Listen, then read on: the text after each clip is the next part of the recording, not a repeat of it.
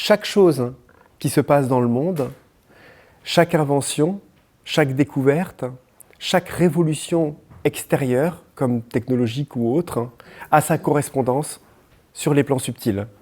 Chaque pensée, chaque émotion que nous avons a sa correspondance dans le corps. Et toute problématique dans le corps que nous avons a sa correspondance sur les plans subtils. Ce qui veut dire qu'aujourd'hui, la révolution technologique que nous vivons, telle que ChatGPT, l'intelligence artificielle, la mise à disposition pour le public de quelque chose qui aujourd'hui, on ne se rend pas compte, va révolutionner le monde à plein de niveaux et sur de nombreuses sphères, et au niveau même de notre organisation professionnelle, à tous les niveaux et sociales, a sa correspondance sur les plans spirituels.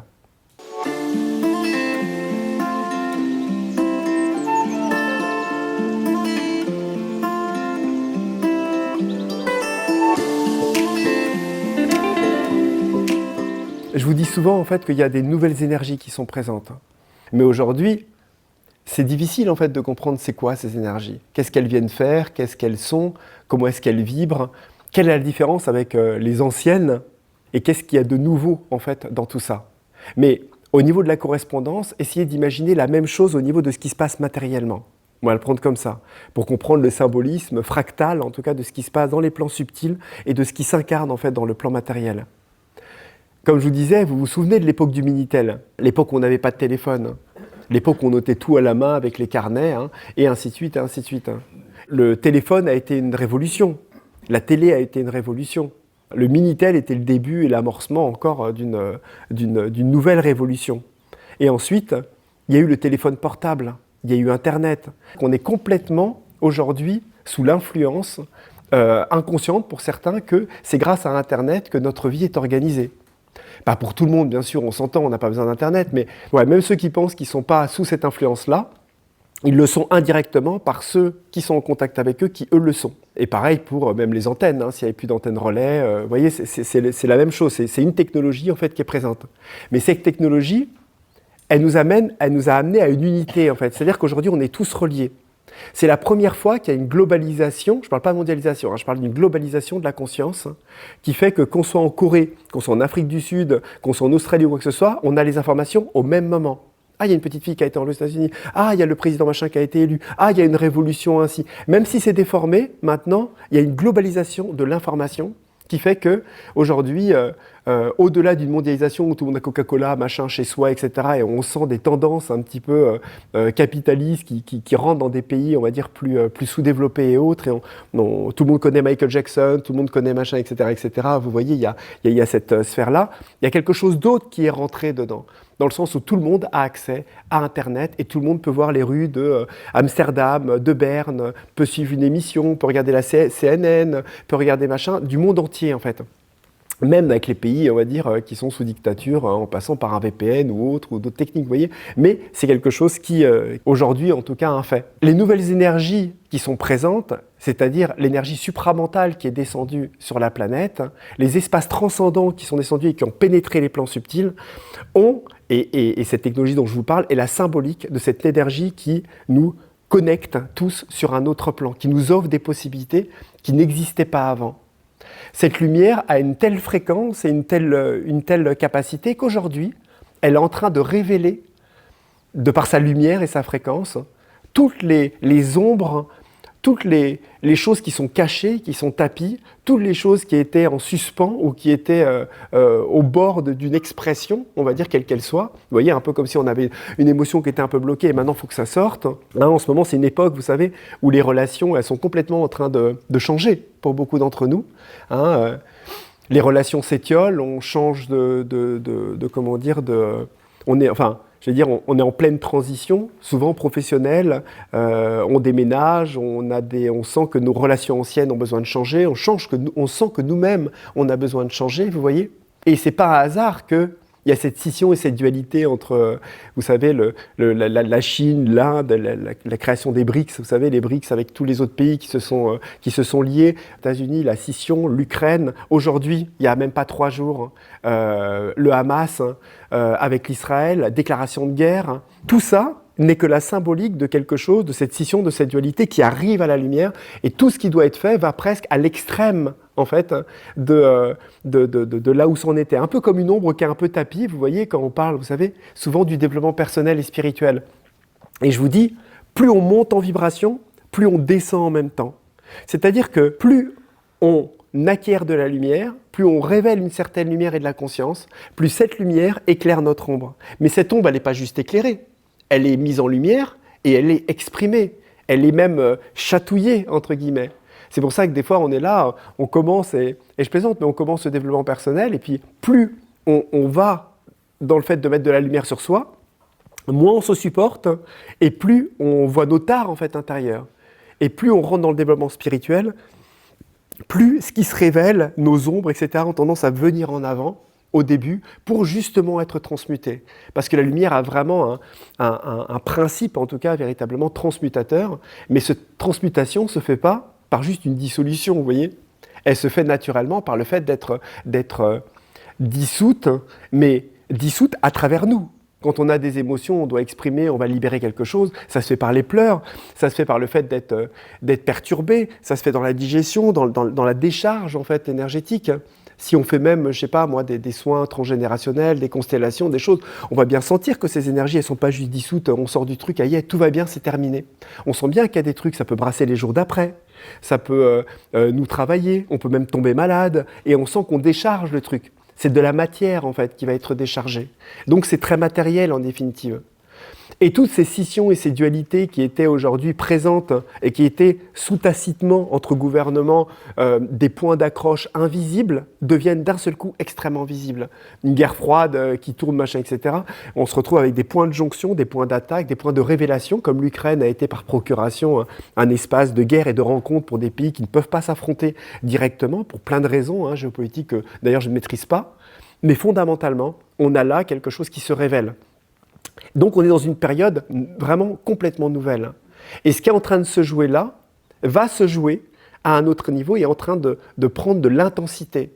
Ce qui veut dire que, sans doute, les choses vont s'intensifier à tous les niveaux. Au niveau de la technologie, une technologie plus puissante, plus forte, moins contrôlable, mais dans lequel il y a plus de contrôle, des gouvernements plus acharnés, une oligarchie on va dire, moins démocratique, et ainsi de suite. Tout va prendre de la tension, parce que la lumière descend, elle fait pression. Mais elle ne fait pas pression pour que l'ombre, en tout cas, prenne de la force. La lumière fait pression, parce que c'est un fait mécanique, en fait, de cette planète, de cette lumière, de cette planète qui arrive dans une région de la galaxie qui est beaucoup plus haute en vibration, qui, par synchronicité, nous amène nous-mêmes, êtres humains, à pénétrer, à ouvrir, on va dire, depuis des centaines d'années ou des millénaires d'évolution, des ouvertures sur des plans de conscience spirituelle qui commencent à descendre en chacun de nous, qui vont permettre à un moment d'amener cette lumière, cet éveil de conscience, qui sera dans lequel nous ne reviendrons pas en arrière. Je vous disais la dernière fois, on ne revient pas en arrière. Quand on a compris quelque chose, on ne fait pas marche arrière. Quand la conscience s'est éveillée, elle a grandi, elle ne revient pas en arrière. Qui, ce matin, au réveil, a sorti ses Legos pour jouer avant de venir au stage? Giovanni, normalement, je dis normalement, personne, parce que il y a une évolution de la conscience qui fait que normalement, on ne revient pas en arrière sur ces faits-là. Donc l'exemple est ce qu'il est, on s'entend. Mais ce que je veux dire, c'est que c'est pareil. Quand la conscience et l'humanité révélera petit à petit une compréhension de cette scission, de cette importance, de cette unité, ce respect de la Terre, cette importance de prendre soin de la Terre, de son prochain, utilisons un mot un peu religieux, etc., etc., on aura, en tout cas, quelque chose qui ne reviendra pas en arrière. Et c'est là que le basculement, ce qui est extraordinaire, pourra se faire, c'est-à-dire que la technologie ne servira plus, comme c'est aujourd'hui, le pouvoir et l'argent, ce principe assourique qui est profondément aux mains en fait, d'une ignorance et d'une avidité, en tout cas des élites, quelles qu'elles soient, voilà. Mais sera au service et retrouvera en tout cas non un aspect pyramidal complet, on va dire, et vertical, mais trouvera des espaces d'horizontalité dans lequel, en fait, sans doute, des îlots, des consciences, des personnes pourront, peut-être même des gouvernements, il y aura une scission qui vont se faire, des petites scissions sans doute qui vont se faire, dans lequel il y aura des possibilités de vivre autre chose. Et ce sera peut-être là l'émergence d'une possibilité de vivre en parallèle l'évolution d'un mental qui ne s'arrête pas, d'une compréhension de la matière qui amène la technologie à être de plus en plus performante, mais en même temps commencer à être nourri par le cœur, par le bien des autres, par la collectivité, et ainsi de suite. Alors, je ne dis pas que ça arrivera tout de suite, j'en sais rien d'ailleurs, le temps que ça peut mettre. C'est le processus du centième singe. Alors, on prend un nombre de personnes ou un nombre de singes, c'est une expérience qui avait été faite, enfin, c'est même pas une expérience en fait, c'est une histoire qui s'était passée, je crois, dans les îles du Pacifique Sud, ou dans des îles dans lesquelles il y avait de nombreux singes d'une espèce particulière. Une guenon a appris à laver, je ne sais plus, ou à casser, enfin une technique particulière en tout cas par rapport à sa manière de manger. Et automatiquement, elle a appris tout ça aux autres singes. Et quelques temps après, en peu de temps, il y a une masse définie, alors je ne sais plus exactement le nombre de pourcentages, une masse définie qui a automatiquement fait que d'un seul coup, la connaissance est arrivée à tous les singes de toutes les îles qui n'avaient pas de contact entre eux. Mais il faut bien comprendre que ce principe-là, c'est un petit peu la même chose, en nous-mêmes au niveau fractal. C'est-à-dire quand on a dépassé une prise de conscience, un éveil intérieur individuel à un certain pourcentage, il y a quelque chose qui a enfin la force de pouvoir coloniser le reste. Et au niveau collectif, c'est la même chose. Le jour où on arrivera à une masse suffisante de personnes qui ont la capacité réceptive de recevoir ces énergies en eux et de faire un travail, parce qu'on les reçoit tous, il n'y a pas d'élite qui reçoit une lumière et pas une autre. C'est juste qu'il y en a qui sont plus réceptifs, qui ont une constitution d'évolution, de réceptivité, de sensibilité et d'action qui est plus active, en tout cas. À partir de là, à un moment, il y aura comme une sorte de masse de lumière, on va dire une infusion, on va dire, de lumière dans les consciences qui feront que le monde changera très rapidement. Il y a quelque chose qui va se passer et je pense que ça va changer beaucoup plus rapidement que ce qu'on pense. Je pense que là, ça va tellement vite. Vous avez vu comment ça va vite, hein? On a l'impression qu'on ne se repose pas. Les journées ont l'air de faire 8 heures. On a l'impression qu'on a à peine traité un dossier, on en traite un autre. En fait, on n'en traite pas un autre, on en traite 4 en même temps. Et on est travaillé, labouré dans les espaces, on va dire, qui sont à libérer et à travailler. Et ça, c'est la même chose au niveau fractal, aussi bien au niveau collectivement qu'au niveau, je vous dis, des gouvernements et au niveau du monde en tant que tel. Donc on a vraiment cette globalisation de la conscience qui est en traitement. Il y a les petits trucs en traitement, hein, et pendant ce temps-là, les logiciels s'activent dans tous les sens pour tenter de faire une bonne organisation. Mais ce qui est intéressant, et là je reviens sur ce point-là, c'est pas juste un processus dans lequel la lumière descend, donc elle fait pression, il se passe quelque chose. Non, non. C'est que derrière, il y a la création d'un nouveau règne. Il y a la création d'une nouvelle conscience. C'est pas juste le fait que nous, en tant qu'êtres humains, on va juste être un peu mieux. Non, c'est que c'est la création de quelque chose de nouveau. Comme je vous disais, le minéral est passé au règne végétal. Vous imaginez un minéral comme ça qui est capable de pouvoir mettre des racines dans le sol et aller puiser plus profondément la terre et sortir comme ça, carrément se présenter au soleil. Et d'un seul coup, végétal à l'animal. Le végétal est capable de sortir ses racines et se mettre à commencer à marcher à 4 pattes, à aller dans l'eau. Et ensuite, l'animal devenir humain, se redresser, faire les Jeux olympiques, construire une navette spatiale pour aller tourner autour de la planète. Mais ça ne s'arrête pas en fait. C'est incroyable d'imaginer, peut-être à l'époque, il n'y avait personne pour en témoigner, la qualité des énergies, la puissance, on va dire, des espaces dans lesquels la planète a pénétré et les nouvelles énergies qui n'étaient pas des énergies supramentales, mais qui étaient des énergies mentales à l'époque pour que l'être humain puisse exister. Ça a été un cataclysme vibratoire peut-être chez les animaux, mais il n'y avait personne pour en témoigner. À l'époque où il y avait cette énergie vitale, puissante, déjà existante, qui a pénétré l'atmosphère pour commencer à faire naître l'être éthérico-végétal qu'est l'arbre. Il n'y a eu personne pour en témoigner. Mais ça a dû être un cataclysme pour le minéral, d'un seul coup d'avoir cette pression d'une lumière comme ça pour que le minéral se transforme à tel point qu'il devienne en fait un végétal, avec des avatars et des consciences du végétal qui descendaient dans le minéral, comme on a aujourd'hui, et on a eu à une époque des consciences mentales qui sont descendues dans le végétal pour amener le végétal à grandir. Mais qu'est-ce qu'on a aujourd'hui ? On a des êtres, on a ce qu'on appelle des avatars, supramentales, surmentales, donc des êtres spirituels, qui descendent naturellement dans l'être mental, c'est-à-dire nous, en tant que tels, pour commencer à amener une nouvelle conscience. Ça, c'est quelque chose qui existe depuis très longtemps, qui est très connu, déjà en Inde, par rapport à ça. Avatar, voulant dire, comme je vous le disais hier, bénédiction, descend du divin. Mais ce processus, c'est un processus qui a lieu depuis la nuit des temps, sur tous les plans et sur tous les règnes. Simplement, aujourd'hui, il y a une accélération par rapport à ça. Et de ce fait, et c'est intéressant aussi de l'imaginer, c'est que nous n'avons jamais été à une époque aussi incroyable que le fait que chacun puisse commencer à recevoir l'aide des grands dieux du surmental, l'aide des grandes présences de lumière, ou d'adombrement, ou de fusion, on va dire, dans les plans subtils et dans les plans spirituels, dans les corps spirituels, d'être censés amener en tout cas leur partage, leur conscience et leur aide pour pouvoir faire grandir et accélérer le processus. Parce que plus l'obscurité augmente, plus l'obscurité est sous tension et sous pression comme c'est en train de se passer, plus la lumière sur d'autres plans, pas sur Terre mais en tout cas sur d'autres plans, s'organise pour commencer à amener et à soutenir des piliers, des êtres ou des consciences, que ce soit le petit méditant, le jardinier lumineux dans son petit coin qui parle à personne, le petit berger, l'homme politique, l'économiste qui ne fait pas parler de lui, l'informaticien qui code des nouvelles manières de plus verticales de faire certaines choses, des journalistes, voilà, dans toutes les sphères et dans tous les milieux professionnels dans lesquels ces personnes-là reçoivent des lumières et reçoivent des soutiens. Parce qu'il est nécessaire, en tout cas, par rapport à ce qui est en train de se jouer, qu'une tension s'équilibre, en tout cas, dans les choses. Donc là, je vous parle d'une dualité, très clairement. Mais il ne faut pas être aveugle pour se rendre compte que l'on vit dans un monde duel, quand même. Ça ne veut pas dire que c'est bien ou que c'est pas bien. La chose, c'est que c'est un fait qu'il y a des confrontations de forces et que même si, entre guillemets, comme je vous le disais, il y a une ombre qui est présente, c'est le choix, l'intention, en tout cas, qu'a choisi le divin, la pure conscience, pour vivre ce processus d'enracinement de l'amour et des qualités du divin dans la matière. Donc l'ombre n'a pas de source, en fait.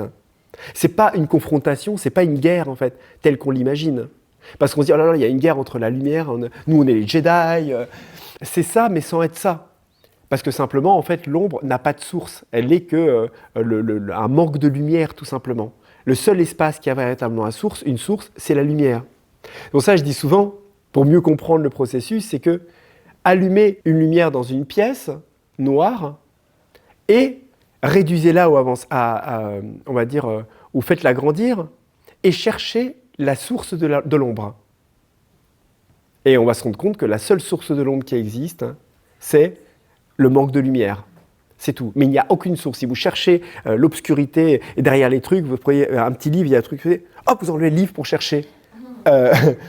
Où est l'ombre, vous voyez, l'ombre disparaît automatiquement puisqu'elle est mise à la lumière. Vous voyez, donc c'est un principe de scission, c'est un principe de dualité dû à l'éloignement de la lumière. Donc, cette dualité, elle va être résolue elle va être résolue par le fait que la lumière va éclairer naturellement des espaces qui n'ont pas été éclairés.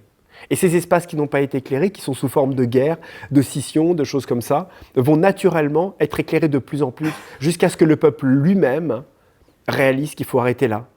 Comme il se passe des choses, à une époque, c'était peut-être pas le cas, mais à un moment, il y aura un ras-le-bol, à un moment, il y aura quelque chose qui ne pourra plus durer. À un moment, peut-être que même les personnes se rendront compte que le seul pouvoir que nous avons, c'est juste de dire non, nous tous, parce qu'on représente une masse de je ne sais combien de milliards pour quelques, en effectif, milliers ou peut-être dizaines de milliers de personnes qui autoproclament, en fait, peut-être un pouvoir. J'en sais rien, je dis ça comme ça, on peut tout imaginer.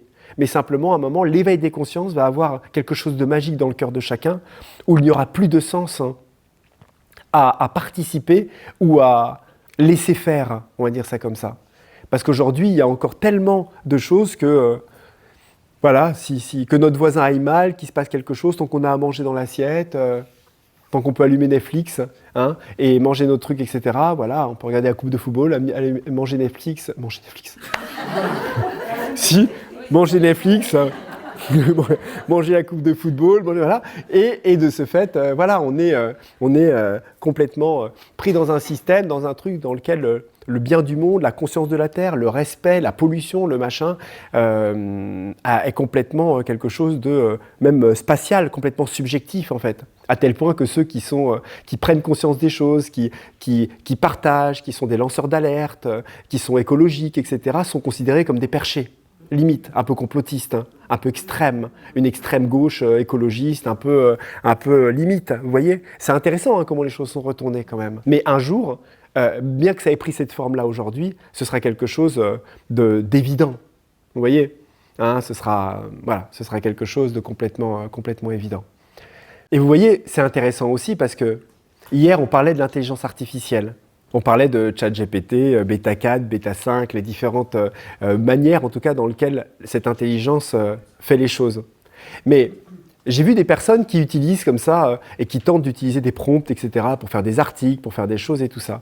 Et c'est marrant parce qu'on m'a montré un truc il y a pas longtemps. Moi, j'ai fait des essais pour essayer de voir et tout ça, parce qu'il faut bien comprendre qu'on est face à une telle accélération qu'on va perdre, et c'est déjà le cas en fait, c'est expliqué le nombre de pourcentages qu'on va perdre au niveau, au niveau professionnel aujourd'hui, de tous les métiers qui vont disparaître, hein, secrétariat, compta, machin, tout qui va être pris en charge en tout cas par rapport à ça.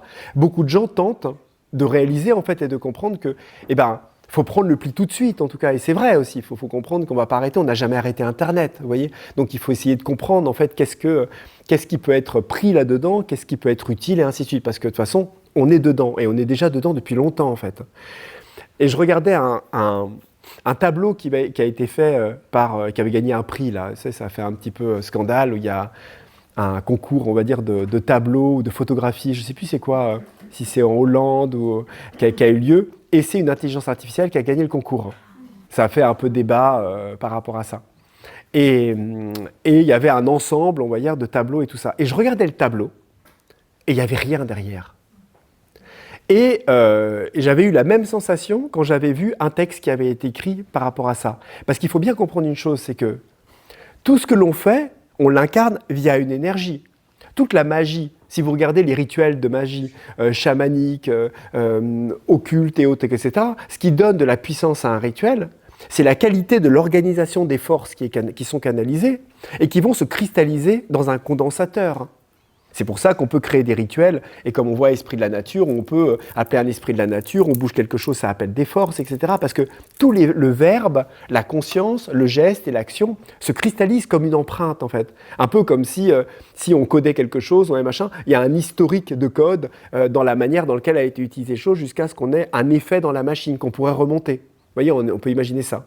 Simplement, à partir du moment où on utilise une intelligence comme ça, on supprime toute la canalisation humaine, biologique, vitale, mentale et spirituelle au détriment d'un ensemble de codes qui va par une intelligence artificielle. Alors, il n'y a pas vraiment d'intelligence, ça n'existe pas l'intelligence en tant que telle, mais on va dire, on va garder le mot intelligence pour pas, il y a quelque chose qui va s'organiser, en tout cas avec une intelligence numérique, qui vont pondre un texte, qui vont pondre une image, etc. Mais la chose, c'est que nous, dans notre sensibilité, parce que beaucoup de gens n'ont pas cette sensibilité. Quand on regarde une photo de quelqu'un, on connecte la personne. Quand on regarde un paysage, on sent le paysage, on y est connecté, on peut même voir le paysage et dire « Oh, je m'y vois pas, il y a quelque chose qui va pas, c'est plombé là-bas, non, ah bah oui, effectivement, il y a eu… » Vous voyez, en fait, on est vraiment interconnecté. Donc, quand vous lisez un texte de quelqu'un, ou vous regardez une vidéo ou quoi que ce soit, vous êtes connecté à la vibration qui est présente.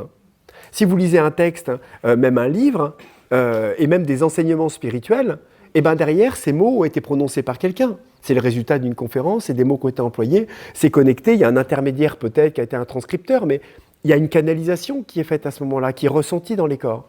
Et ça nous enseigne. C'est des enseignements qui se font sur plusieurs plans, sur d'autres corps en fait. Et la chose, c'est que si on passe dans un processus totalement numérique, et c'est ce que je ressentais quand je regardais les trucs, il n'y a rien. On lit le texte, et c'est comme si on passait à travers d'un truc vide, sans conscience, sans substance, sans matière. Et pourtant, ça parle de spiritualité, etc.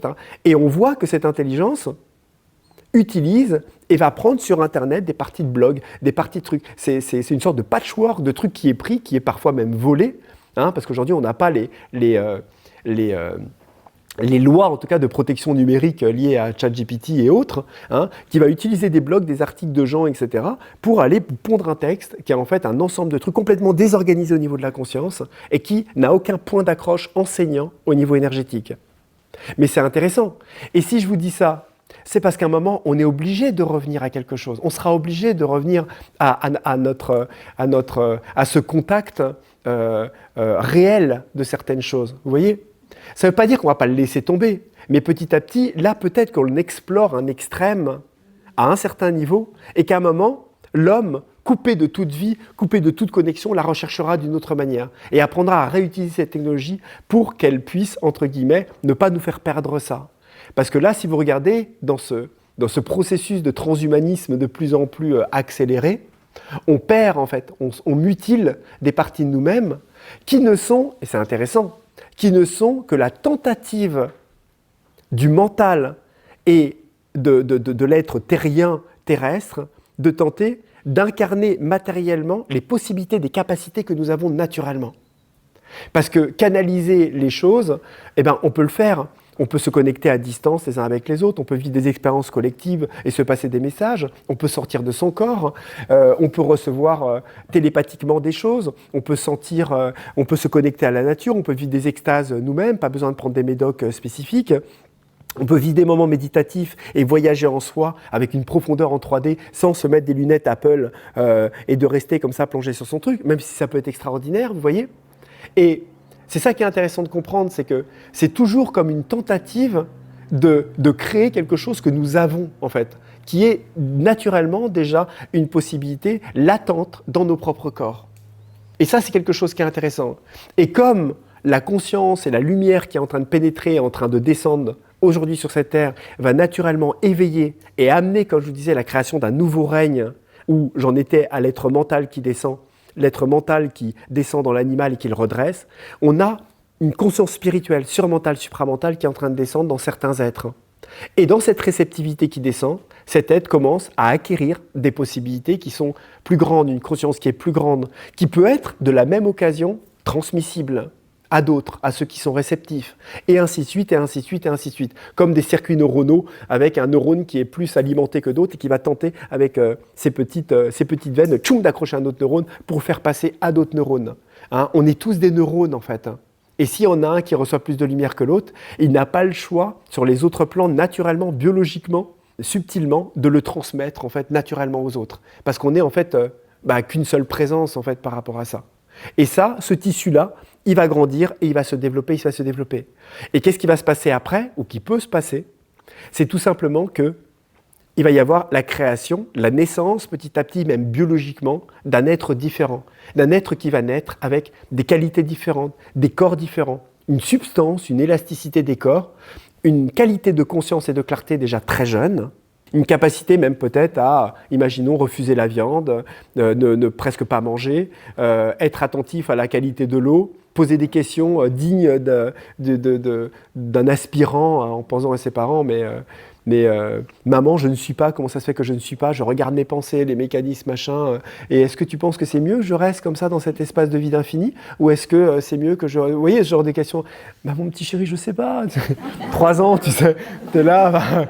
en fait, vous voyez, il faudra sortir les livres à l'époque des grands maîtres pour dire écoute, lis ça. Non, tu sais pas lire, je vais te le lire. Excuse-moi. Ouais, tu vois, et voilà, pour que l'enfant comprenne, etc. Vous voyez. Et les enfants auront une conscience, et c'est toujours ce que j'ai senti, c'est que les enfants vont littéralement nous dépasser. Ils auront une conscience, hein, un petit peu comme si d'un seul coup ils avaient une Ferrari directement, sans avoir à la construire, sans avoir à la faire, avec des moteurs incroyables, capacité d'aller vite, une compréhension et une conscience. Mais la chose, c'est qu'ils ne sauront pas s'en servir. Et je pense que, et c'était tout là un petit peu, quand on parlait des enfants indigos, etc., de tous ces trucs-là, etc., et de tous ces êtres un petit peu pionniers, ces êtres qui étaient nés à des époques qui est notre époque, hein, en tant que telle, d'êtres qui, comme nous, devront acquérir la sagesse, la compréhension et la connaissance pour pouvoir justement transmettre une sagesse dans la capacité de se servir de ça. Parce qu'ils seront beaucoup plus avancés. Et naturellement, ensuite, il y aura des connaissances très complète, un petit peu comme si aujourd'hui on organisait un petit peu le monde pour pouvoir accueillir ces êtres-là, petit à petit. Comme l'animal s'est constitué petit à petit pour accueillir l'être mental, l'être humain. Et comme l'être humain aujourd'hui, l'être spirituel, qui tente de se libérer, de se purifier, de se nettoyer, ainsi de suite, prépare le temple de l'être demain, qui à un moment aura naturellement des corps plus sains et une possibilité, une carcasse substantiellement biologique et physiologique qui permettra d'accueillir en tout cas un nouveau règne. Et ce nouveau règne, il aura sans doute des spécificités complètement différentes. Une capacité à avoir une action sur la matière, sans doute. Sri-Aurobindo en parlait beaucoup, et Mère. Comme je l'ai dit, n'hésitez pas à regarder vraiment si ça vous intéresse. Sans doute une capacité au niveau des organes et de la circulation des organes à ce que ça ne fonctionne pas pareil. Moins besoin de manger, voire peut-être pas besoin de manger. Une capacité à ne pas avoir aucune limite dans le fait de connecter, d'envoyer des informations, de parler à distance, d'avoir contact avec d'autres êtres de d'autres plans sans avoir à entre guillemets, imaginer quelconque matériel ou quoi que ce soit. Et vous savez, ça peut paraître étonnant comme ça, mais à une époque, moi j'étais quelqu'un qui était très réfractaire à la technologie. Et donc j'ai beaucoup, en tout cas, vécu sans technologie pendant des années. Et je vivais à l'époque dans ma yourte. J'avais pas, j'ai vécu 8 ans dans les bois. Je méditais des jours entiers. Je n'avais pas Internet, ou j'avais un petit boîtier pour faire Internet. Voilà. J'avais un petit téléphone, vous savez, qui était le téléphone des mecs du BTP, là, ou quand on dit bonjour, BBB, B, ok, alors le haut, il est où le haut vous voyez, on fait comme ça pour dire bonjour, c'était ça. Il y en avait d'autres qui avaient leur smartphone, leur truc, etc. Et voilà, j'étais là, bon, j'ai pas besoin de ça, et c'est vrai, j'en ai pas spécifiquement besoin. Mais simplement, ce qui m'a ouvert, et c'est ça qui est presque bizarre, c'est que je vivais des expériences, en fait, la nuit. Et la nuit, je vivais des expériences avec d'autres êtres, d'autres présences. Certes, il y avait peut-être des enseignements que je recevais des esprits de la nature, la compréhension des forces, des mondes, etc. Mais je me retrouvais dans des espaces dans lesquels je rencontrais des grands êtres qui n'étaient pas faits de cette substance-là, qui avaient une forme, ils étaient parfois bien différents. Et ces êtres avaient une technologie incroyable. C'est-à-dire, je me retrouvais dans des endroits, dans des salles, on pourrait imaginer des vaisseaux, si on peut s'autoriser à dire le mot, dans lesquels la matière était vivante. Ils avaient des machines, je recevais des soins, ils me mettaient dedans, et il y avait des couleurs, je recevais des soins, il y avait des opérations qui se faisaient à des endroits pour aider. Je revenais, j'avais l'impression que le cœur était complètement ouvert, on m'avait arraché des mémoires, il se passait plein de trucs en fait. Et à un moment, je me suis dit, mais quand je vivais ça, et je remémorais ça, je me disais, mais j'avais l'air d'être un homme préhistorique. Vous voyez, dans le truc. Et c'est peut-être ça qui m'a ouvert au fait de me dire, mais en fait, la technologie peut servir la conscience. Dans le monde, il y a de la technologie à un niveau que l'on ne connaît pas, qui sert la conscience, qui sert le cœur et qui sert le monde. Mais aujourd'hui, notre primitivité de conscience fait que ni l'argent, ni le pouvoir, ni la technologie nous sert véritablement. Elle nous asserve. Ça sert, non ? Elle nous a servi ? Ah, elle nous a servi. Des fois, Elle nous assert. Oui, ça se dit, elle nous assert. Elle nous a servi. Elle nous assert. Elle nous a servi. Bon, allez, voilà. Merci Chantal. Bon, on en est dépendant. Voilà.